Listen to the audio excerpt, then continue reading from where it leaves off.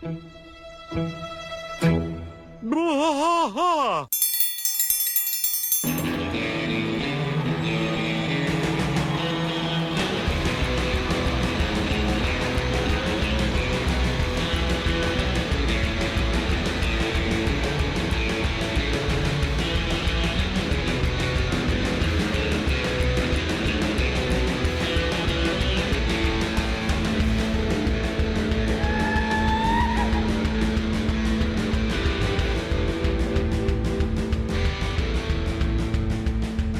Bwaaa trash fight all through the night, deep in the heart of Texas. The trailer park is nice and dark, deep in the heart of Texas. Dad drinks his brew and he spits his chew, deep in the heart of Texas. The TV blares but no one cares, deep in the heart of Texas. Here we go!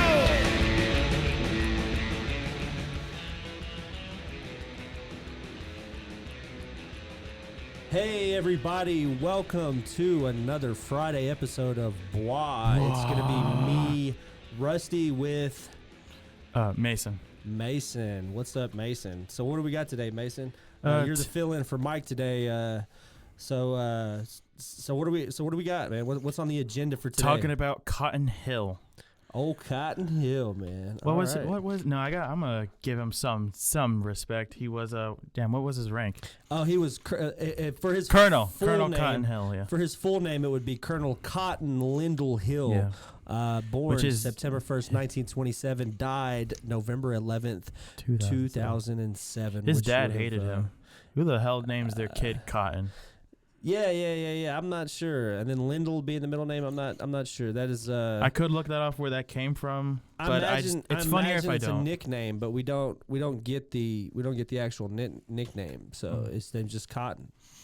Yeah. So he early life and military history. He was born around 1927, making about 70 in the first season of the show. So he's in his 70s with a 30-year-old wife. That's cool. In season 4, episode Cotton Comes Marching Home, which we'll be covering soon, he states himself to be 71. Little is known about his childhood other than that he started out with a gun at an early age, according to Hank in the episode How to Fire a Rifle, without really trying. That he attended Fort Burke when he was very young. We do know that in a good episode. Yeah, which Fort Burke, for those of you who don't know, is the episode where Bobby is kind of sent for like a military camp kind of thing, and he goes to this hole or whatever inside of this military camp, and inside of there was Cotton's name with like 5 days etched into the wall. And no, it was 2 days. It was Bobby 2 days, being sorry. With a whole so day. Bobby stayed in the hole for 3 days, and all he did was hibernate like a bear and slept the whole time. Yeah, that was a great episode. That's one of my favorite episodes. Yeah, I can't wait for you guys to get to that one. Yeah, I can't either. That's a really good one. Apparently, Cotton's mother died giving birth to him, as he exaggerates in Death Picks Cotton. Which is the episode where he dies. No one knows anything about Cotton's father except he may have been German, as Peggy tells Bobby in the episode Tears of an Inflatable Clown. And the only time Cotton even himself refers to his father during the entire series is when he shouts at Hank, "You ain't my daddy, I'm your daddy." So it's not even really a... You ain't my daddy, I'm he also your daddy. has an unnamed brother who is Dusty's father. Dusty's father, Dusty Hill. So, again, for those of you who are watching along with us, we ain't got that far yet. But eventually we meet some of Hank's family members, and his family is Dusty Hill and of the what's her name? ZZ Top fame, sorry. Yeah, so it's Dusty Hill from ZZ Top ends up being one of Hank's cousins. We know, and this is based on Wikipedia, based on his uniform, and when he goes to Japan, he has the Medal of Honor, a Purple Heart, and the American Campaign Medal. I don't know what you did to earn those medals, but I know you did. You saved people and you killed people. Okay, so the Congressional Medal of Honor is something courageous above all else.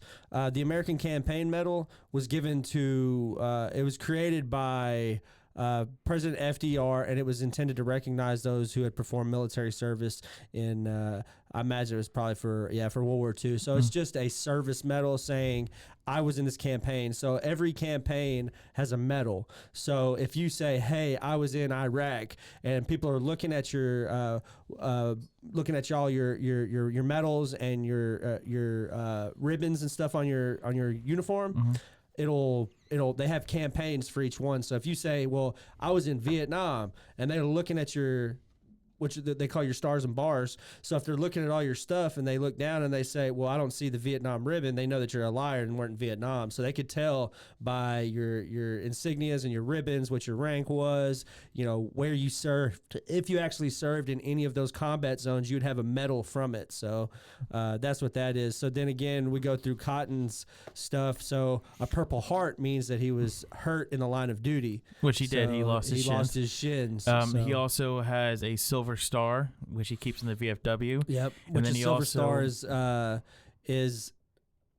Medal of Honor is like the ultimate sacrifice in the line of combat, and you do something that's just like above and way beyond what is the Call of Duty. Well, the dude, Silver I know. Star I played Medal of Honor when I was a kid. Yeah. So the Silver Star is a high commendation for somebody who's in a combat zone or whatever, but it is like a step below them. It's like tiered, you know what I mean? So it's like, oh, you're still kick-ass, but not as kick-ass as what a Medal of Honor recipient is, you know? And then he has a third-class Legion of Honor, apparently the highest award given by the French government, who gave it to a select handful of American troops for the service in World War II. So he was in Europe at some point. Yes, he was definitely in the European theater at some point. Yeah, he on Wikipedia, they say he has a tendency to exaggerate his service in the war.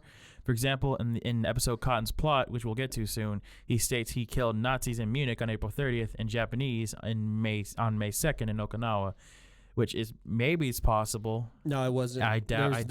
It was highly impossible to be in Munich in World War II. It was highly impossible. To be in Europe and then also in Japan. And in Japan within a week's time of each other. But it also says here that in a 6th season episode that he was attached to the 77th Infantry Division, which served in World War I and World War II, and they're headquartered out of Fort Dix, New Jersey.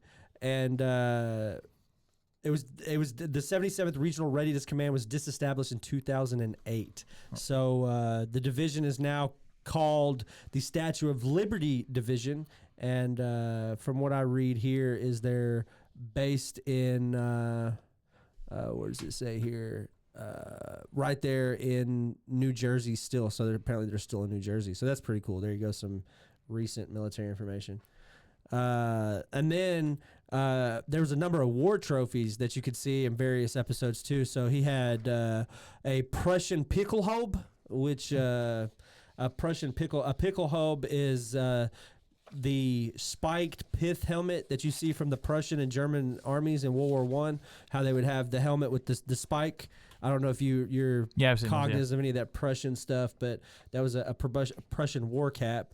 And then another one of his because that Prussian helmet is what he used to cut Hank's hair. He used the spike on the dill to do Hank's bowl cut. I don't know if you remember that or not. It was in a few episodes where you could see it. Right, and I do remember that. He had Hitler's canoe.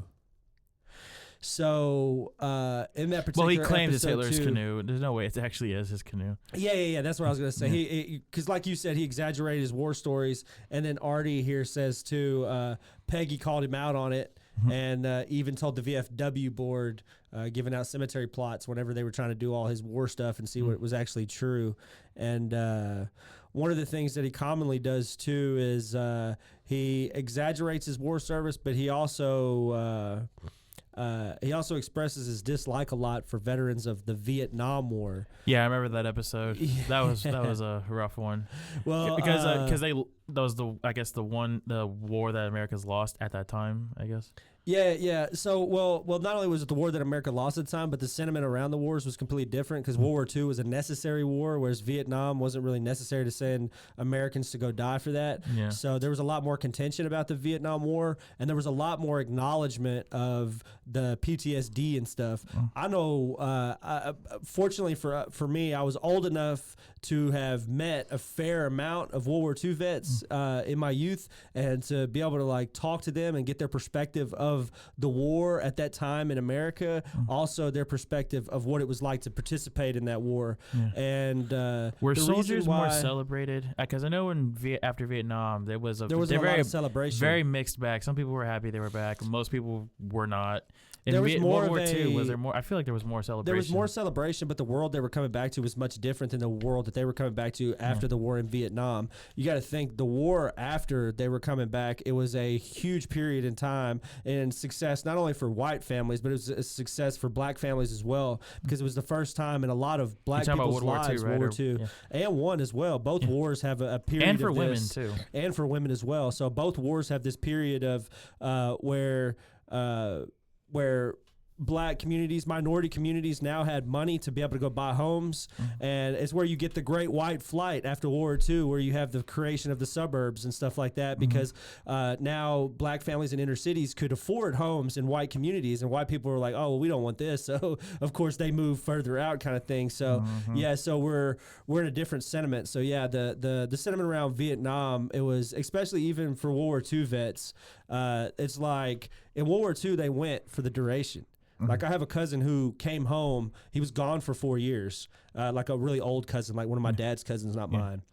So when he was in World War II, he was there for the whole war. Basically, he was once in America Europe got for involved. 4 years. Jesus. He was there from the storming of Normandy till they walked all the way to Berlin, kind of thing. You know, he was there for that entire campaign. And he didn't get to go home. There wasn't no, go home, for leave or any of that. The most he got for leave was to come away from the combat zone for a day or two and then right back to the front, kind of thing.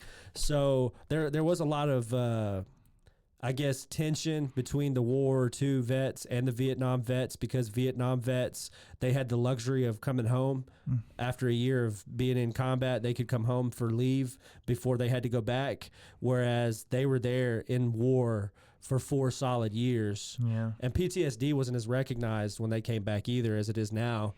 It wasn't even that well recognized in the 60s either, though. No, not as... It was more clinically defined after Vietnam. Like in World War I and World War II, it was just shell shock. Oh, yeah. At first, it was shell shock. Then it was combat fatigue, and then it was PTSD. Yeah. So it took a while for them to come up with like clinical response to it. So there was no clinical response for World War I vets at all. World War II vets, there was very limited, clinical response to it, and then there was a wider clinical response. Not that it was effective or anything, as we could see. There is limited effect in anything to do with mental health in the United States. So I mean, seeing someone get their brains blown out, you can't really ever just get rid of that image. You can't, and that's what it's all about, is mitigating the mental health risks and stuff like that those people have to deal with. And, of course, we don't do a very good job at that. So let's continue on with let's go on a lighter topic. Yeah, let's continue with cotton here. So it goes through... his alleged military history. Yeah, his alleged military history. So I'll quickly just run through this real fast, and then we can get to his relationships and his personality and all that. So apparently, so Cotton says these are his alleged rundown of his combat history. So he was apparently on the Solomon Islands. He was ordered to retake an airfield, but they were pinned down by Japanese gunfire, and this is where he gets his I killed 50 men thing from. So he apparently sneaked into a 55-gallon barrel of sake, held his breath until the Japanese got drunk. He jumps out, spits it all into a Zippo lighter, hibachis the whole squad. Then apparently he was at Guadalcanal. In the episode Yankee Hanky, he references that he and Stinky were on Guadalcanal and it rained for 17 days. That one I can believe. I can believe that one. And then he says he was at Anzio, where they had caught the Krauts with their pants down and their snitchel exposed. And they had taken the beach by noon and taken the town by nightfall. The next one would have been him in Normandy with a 50-pound ice cream maker on his back. The next one would have been Saipan, where he led a platoon of men through the jungles of Saipan. The next one would have been Guam, where he crawled through a Minecraft. What the hell? He crawled through a mine. I was gonna say a Minecraft minefield. I don't know why I was gonna say that at all. Okay, he crawled through a minefield to retrieve General MacArthur's corncob pipe. Said that he was in the Philippines. Said that he was in Iwo Jima. He spent 2 weeks under a pile of bodies. And then there was another one where he said he and Topsy used a bayonet technique to get a kamikaze.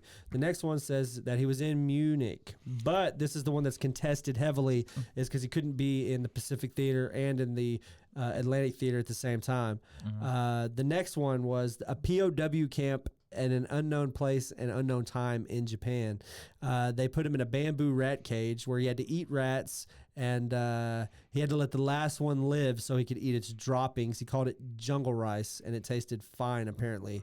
And they said that eventually he was so skinny that he could slip through the bars and strangle the guard with a string made of rat tails and ran to safety. So he became skinny enough to slip through the bars, forms a rope out of a rat tails, and chokes the guy and then leaves. He also learned how to stop his heartbeat so they would stop torturing him for a moment. And they claimed that he only cried when the Japanese tore off his fingernails. You know, I don't like Cotton, but when you read that, you know, it kind of makes sense how he turned out the way he did. It makes sense because there's a lot that come from that baby boomer generation, or the greatest generation. Sorry, not the baby boomer generation, but the people from his generation. That a lot of them were cynical asshole people because they went through 4 years of war. Some of them were in combat zones for 4 years of their young life. Imagine being 17 or 16, because a lot of these guys, it was voluntary. World War II, a lot of it was, a lot of it was people went to go stop the scourge of communism and fascism. They signed up for it because it was a reality. Because if you didn't sign up for it, eventually it would have got to a point where the war would be in the United States. And up to this point, the only war on United States soil since the Revolution and the War of 1812 and all the little tiny wars at the beginning was the Civil War. That was the biggest loss of life in American history up to this point. So plus Pearl Harbor, really and all that. Fire up everyone's ass. Yeah. And then, this is even before Pearl Harbor, the sentiment was don't get involved.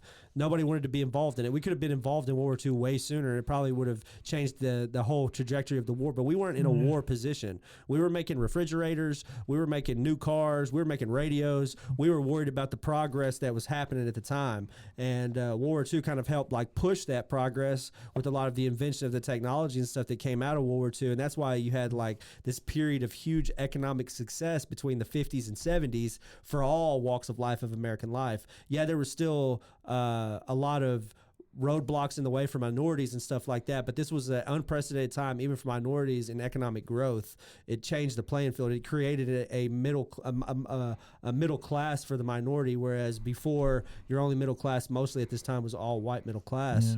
So I think that was one of the plus sides to this economic development. And then it ended in the 60s and the late 60s, early 70s with urban renewal projects. So, this area he air quoted that just so everybody knows, because we live in a place where a lot of that history has been tried to be whitewashed of this economic growth after World War II, and then how it stunted the minorities as soon as they started this urban renewal stuff. So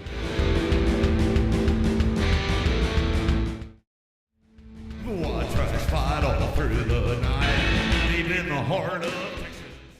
But yeah, back to Cotton Hill. So we've kind of, that was kind of his military rundown or whatever. So now with his relationships, I'm not going to go too much detail with it because there's a lot of detail that we could talk about. I'm going to talk about his first love and the reason I think his why only love, honestly. Yeah, his only love. And the reason why I think he resents Tilly and Hank so much, honestly.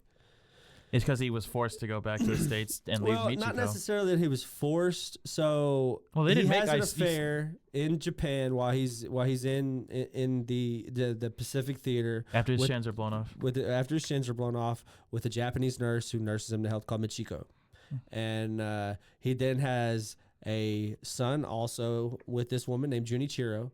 And no idea about. He tried to stay as much as he could. but then he ended up having to leave, and then he didn't even know anything about the kid or anything like that. So Even though- the even clip though shows he- him getting clubbed. Yeah. You know, the flashback of him trying to stay in Japan actually shows him being clubbed and dragged onto a boat. Yeah, I don't know why that's to get always out of funny there. to me. Yeah, I think it's funny too. But also, I think it's always kind of funny, and she has a point in that episode. There really was nothing stopping him from just going back. well, I mean, I don't know what don't really Japan's know if like he border was like after World War II. I know Yeah. it wasn't great, but Well, I don't know if he was in. I can't remember if he was married to Tilly or not at this point. he was not. No way he could have been. Yeah, and if he was married to Tilly at this point, like I said, I can't remember that part. So No, if he because is or Hank's not isn't, born somebody until could tell the us. Hank's well, not born until Hank's the not born, but I don't know if they're in a relationship or not 60s. before, because they might have already been in a relationship before Hank comes along. And Hank's like, I think he's like mid to late 50s. I thought was his birthday. I don't know exactly. That's the one thing they never actually gone into detail, Yeah. as far as I could tell, how he actually got involved with Tilly. Yeah, so we do find out Hank has 3 kids throughout the whole show. He has the oldest being the half Japanese son Junichiro.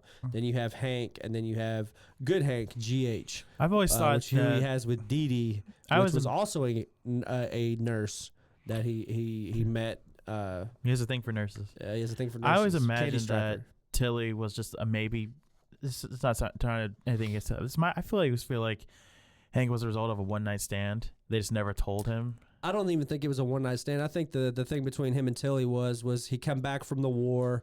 If they were together already, I feel like if they were, like I can't remember, so I'm going to talk about the hypothetical of both. So if they weren't already together, I feel like when he came back from the war, he no longer has shins. He pulled from he settled for the first woman that would show him any attention, because even though he was a handsome man, he was a man with no shins. Yeah. So he was a man that was physically limited by his disability. And at this time in America, physical limitations is not something that women were just, they wanted a man who was able to take care of them, because women at this time, there was not a lot of, there wasn't a huge working class. This is the beginning of the working women's class after World War II. So at this time, there's not a big working class for women. So I feel like she wants the traditional life. He wants a traditional life. He attaches himself to a woman who will give him a traditional life. And eventually he comes to resent this woman. And eventually he comes to resent the child that he has with this woman, because all he can think about his whole life at this point was Michiko. Michiko. Yeah. So that's I think that's a part of And his, also just bitterness, just having lost his shit. I don't think he ever, I don't know if it's bitterness. I mean, you'd be pretty bitter losing your shins in a war, and he probably wanted more than he ever actually had. Yeah, and then not only the bitterness with losing your shins, there's a lot of pains and stuff that come with that, physical and mental pains that come with that, but also the physical and mental pain of not knowing whether the woman that you loved, not knowing anything about or what that could have been. As an old man, he's just sitting there and he's thinking, like, damn, like, I never got to be with the love of my life. Nobody ever amounted to that love, and he never was able to replace it, no matter how he tried. Because he doesn't love Dee Dee. I don't think he loves Dee Dee. He cares for Dee Dee. I think he cared for Tilly. I just think that a lot of the issues that Cotton has, again, goes back to his service, and it goes back to him truly loving the Japanese nurse Michiko and never getting to express that love or to grow it or see where it would go, fertilize it and see where that love would go. So after the war, it says here that he becomes an asbestos installer. Oh yeah, he does. He mentions that in the episode when he. So a blue collar guy, just a blue collar worker, installs asbestos in apparently 11 bowling alleys in every public school in Hamlet County, and what do you? Eventually, he does go back to. Eventually, he does get to go back to Japan and reconcile the love, learn about his son, and. Why do you think he? Sorry, I keep cutting you off. So. No, you're good. Go ahead. Why do you think he doesn't like Peggy? Why doesn't he like Peggy? Because is it just because he took Hank away from him? No, I think he doesn't like Peggy because Peggy doesn't really. She's not a submissive woman. In his mind, a woman is supposed to be submissive, and Tilly was when they were married, like Tilly was when they were married, or whatever. And Dee Dee is. Or Dee Dee is submissive to a point of ignorance. Dee Dee is, but I think that's what a lot of it is. He just she'll tell him how much she doesn't like him. Yeah, he just Peggy is vocal in the household. She speaks when not spoken to. You know what I mean? And I feel like that's part of his misogynistic character's bit. Yeah, Peggy does suck. That's what Jordan said, because Jordan's the one that gave us the plushies. She said because Peggy sucks. Yeah, Peggy Thank you, sucks. Jordan. I don't know if Jordan can hear me. Yeah. She should be able to hear you. But Peggy does suck. That's why he doesn't like her. But if Peggy didn't suck, I feel like one of the reasons why he wouldn't like her is because she is a self-serving, independent woman. Yeah. The good news is, the one benefit, he does love Bobby. I don't know what it is about Bobby that he loves. That sounds horrible. It's his grandson. I love Bobby. It's his grandson. Well, no matter how much as somebody who kind of has seen the dynamic between a grandfather and a grandson, and remembering how my dad was with me, it's different. Like, my dad gave me hell for the stuff that my son could just run away with, So I feel like that, that Gordon Ramsay meme? You know your mistakes. You get, as a grandparent, you've already made all the mistakes as a parent. You already have had the chance to reflect on all the mistakes you've made. You already had a chance to look where you made mistakes. So when your grandkid comes along, you're able to adjust for the course, and correct all that stuff with the grandkid and do it differently. I always thought it was just because it's a kid you don't actually have to take care of. You can just actually have all the fun moments with.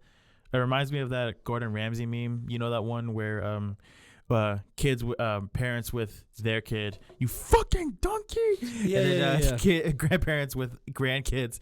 Oh, you sweet precious thing, come here. Yeah, absolutely. Yeah.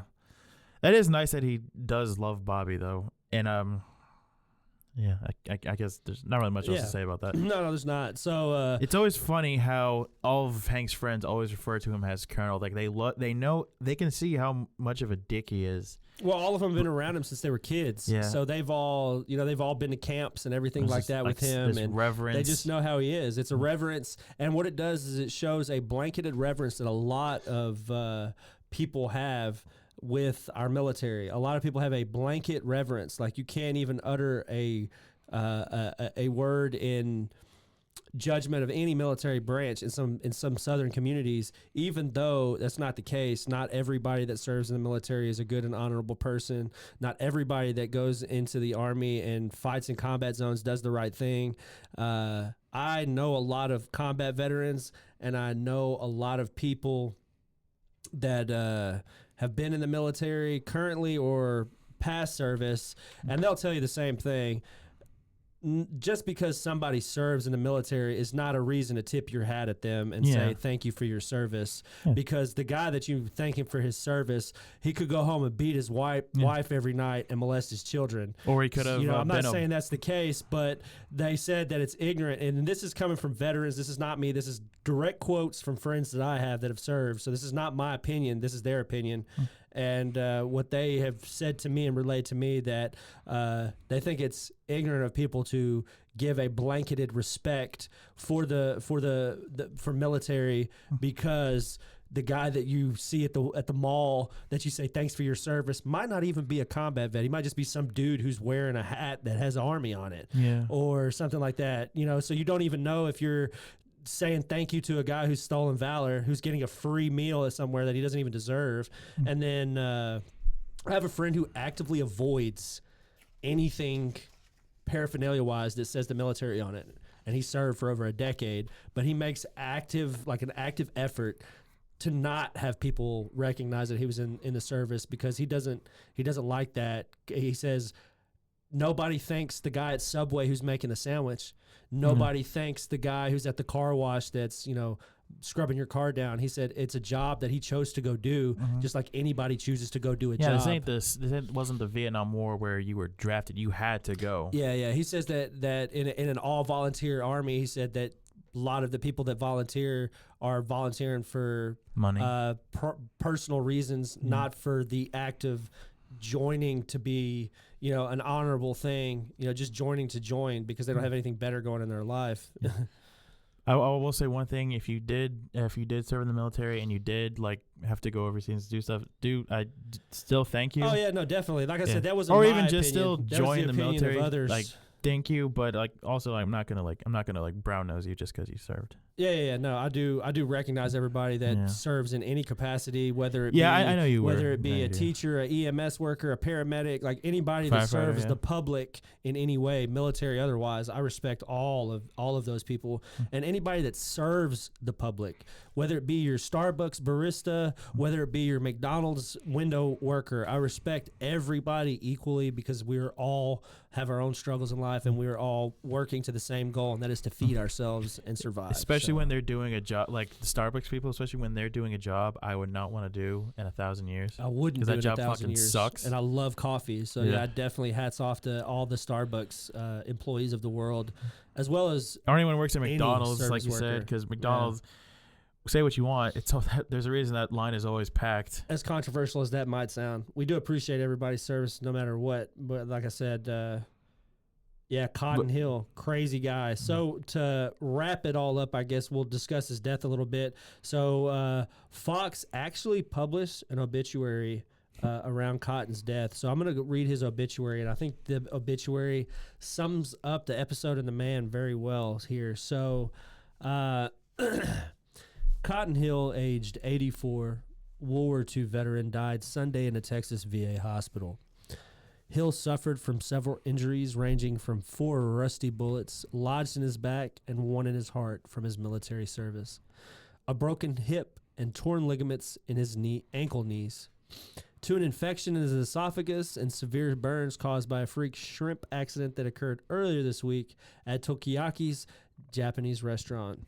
Hill leaves behind sons Hank Hill and G.H., daughter-in-law Peggy Hill, grandson Bobby Hill, ex-wife Tilly, second wife Dee Dee, first love and former Japanese lover Michiko, and illegitimate Japanese son Junichiro, and nephew Dusty Hill of band ZZ Top. So there you go. So in season 13, 12, season 12. is it season 12? Season 12, yeah. In season 12, season 12 is where he dies, but in season 13, there's a particular episode where Hank receives from Dee Dee a box of Cotton's personal possessions and a list of his embarrassing last requests. Oh, yeah. Cotton also leaves Hank a rude message on a tape recorder telling Hank that he wanted all the embarrassing requests to be completed by him. Peggy did not want Hank to fulfill all of Cotton's wishes, but Hank said that fulfilling his last request was one of the best gifts he had ever received from his father. So Hank completed every one of the requests, which I do remember that episode, yeah. Hank felt like this was his last way of just humiliating him one last time kind of thing. So the last request Cotton had was to have his cremated remains flushed down a bar toilet that General Patton once used. Such practice was also a tradition with other people in Cotton's platoon, and all of his deceased war buddies were also flushed down the same toilet. Hank and his friends respectively honored the request, flushed his remains down the toilet, resulting in the toilet being plugged and the bar owner demanding Hank pay for the damage. So the result of this was Peggy claimed at the end of the episode that even though Cotton is dead, he will always find a way to disrupt their lives. So if that says anything about Cotton, there you go. So that's it. What do you think about it? It was crazy. It was just a crazy concept of just killing Cotton off in the first place, especially in your 12th season. Well, it's crazier than some requests people get. Some people like to be their ashes to be sprinkled on a weed blunt and smoked. So, Yeah. I feel like anybody that chooses to have their ashes, whatever they choose to have done with them, I think you should fulfill that one last request, even if it is as ridiculous as flushing it down a toilet. Cotton Hill is man. a complex Cotton Hill. guy, complex character. And so Yeah. that's really the best way to Very complex. close this out. It's just He's the devil and an angel. yeah. Yeah, he's the devil and an angel. You got your shins back, is what Hank said when he died, apparently. But If he went to heaven. if he went to heaven, if there is a heaven. Yeah. There you go. So we appreciate you guys hanging out with me and Mason for a Friday episode. Again, be on the lookout for Animation Conversation. That's going to be a great one. We're going to try to involve everybody in the studio in that one and get a lot of cross fertilization going with that. It's going to be a great podcast. Also, if you want to go check out anything else at Rogue Mates, you can go to roguemedianetwork.com. They plenty of shows to check out. One of the best, independent networks in Texas. A lot of great independent podcasters. Give us a try. Give us a check out.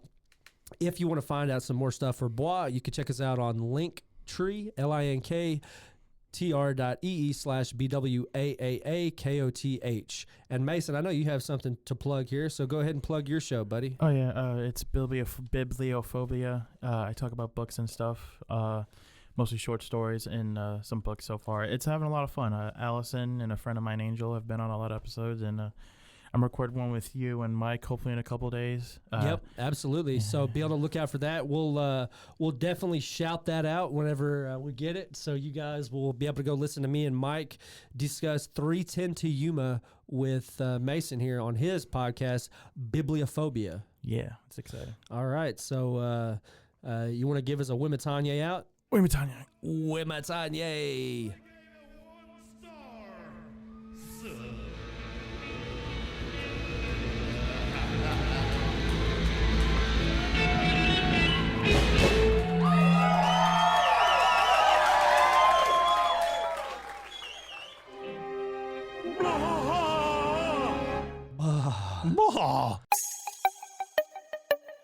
This has been a Rogue Media podcast.